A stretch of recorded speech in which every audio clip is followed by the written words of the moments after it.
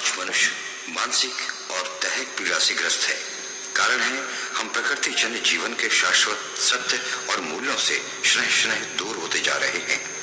हम व्यक्तिगत तो होते जा रहे हैं, किंतु व्यक्तिगत चिंतन, मनन, आत्म साधना और ज्ञान से भी परे होते जा रहे हैं।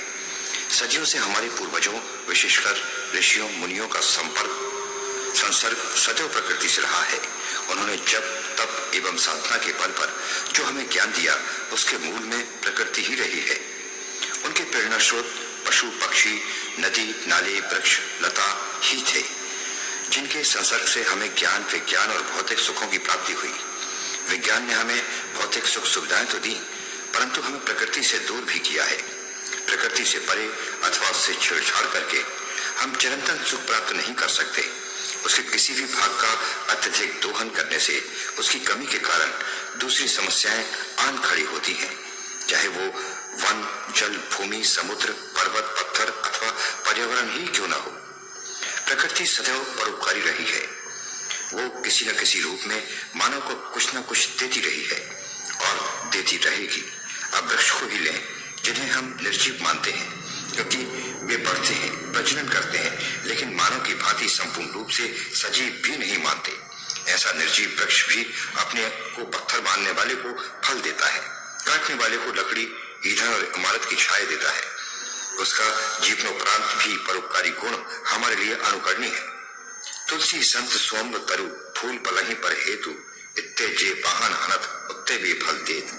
ठीक वृक्षों की ही भांति संतों का स्वभाव भी होता है कि अपने को क्षति पहुंचाने वाले का भी वे उपकार ही करते हैं।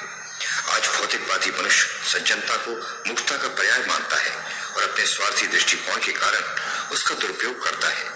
वृक्ष और सज्जन की एक ही स्थिति है। निश्चय ही ये स्थिति विराट रूप लेती जा रही है।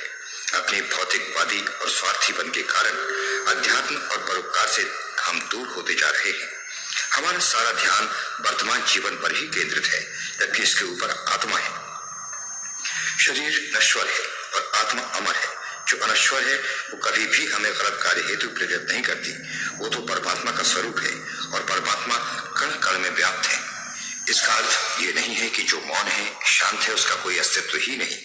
वो भी इस संसार का एक अंग है और प्रकृति का प्रत्येक अंग एक दूसरे से सांगोपांग संलग्न है, एक दूसरे का पूरक है तथा प्रकृति के संतुलन बनाए रखने में महत्वपूर्ण भी है। जैसे हमारे शरीर का एक अंग रोगी, क्षतिग्रस्त अथवा कार्य करने के योग्य न होने के कारण सारा तन मन प्रभावित होता है, शरीर दुखी और असमर्थ हो जाता है, उसी प्रकार प्रकृति के एक भाग की कमी सारे संसार को प्रभावित भी करती है।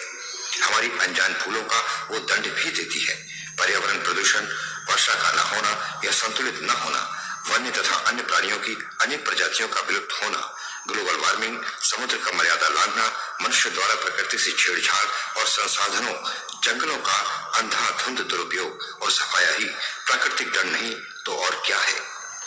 ये सब हम और हमारी आत्मा जानती है, पर हम अपने भौतिकवादी स्वभाव और सुविधा भोगीपन के कारण उसे अनदेखा कर देते हैं। दूसरे को पत्थर मारकर हम उससे प्रेम की अपेक्षा रखते हैं। यदि हम प्रकृति से प्रेम, संरक्षण, संवर्धन एवं संतुलन स्थापित करने में सहायक होंगे तो प्रकृति भी हमें पल्लवित और पोषित करने का कार्य जो सदियों से करती चली आ रही है अवश्य ही करेगी। हमारी परमात्मा स्वरूपा आत्मा भी तृप्त और आनंदित होगी। ईश्वर की असीम अनुकंपा के हम पात्र स्वयं बन जाएंगे। आवश्यकता है तो हमारे परोपकारी स्वभाव को पुनर्जागृत करने की, प्रकृति में समाहित परमात्मा के स्वरूप के दर्शन कर उसे आत्मसात करने की। अभी आप सुन रहे थे